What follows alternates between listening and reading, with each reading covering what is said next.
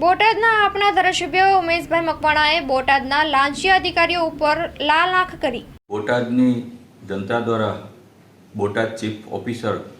અને બોટાદની જે નગરપાલિકાના વહીવટતંત્ર દ્વારા અનેક રજૂઆતો મળેલી,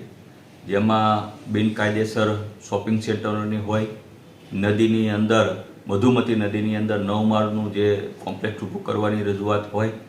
નદીની અંદર જે ગંદકી ફેલાવવાની વાત હોય કે પછી અલગ અલગ વિવિધ અનેક ફરિયાદો નગરપાલિકા તંત્રની વિરુદ્ધમાં અને બોટાદ ચીફ ઓફિસરની વિરુદ્ધમાં અનેક રજૂઆતો બોટાદ શહેરની જનતા દ્વારા મળી હતી. જેમાં રોડની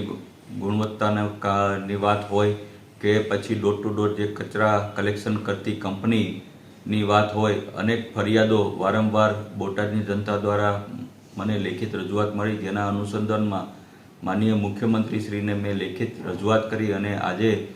માનનીય મુખ્યમંત્રીશ્રીના કાર્યાલયથી એટલે કે સીમોમાંથી આવા લાંચિયા અધિકારીઓ વિરુદ્ધ એક તપાસનો આદેશ આપવામાં આવ્યો છે. એટલે બોટાદની જનતાને પણ હું વિનંતી કરું છું કે આપણે સૌ સાથે મળી આવા કોઈ પણ લાંચિયા અધિકારીઓને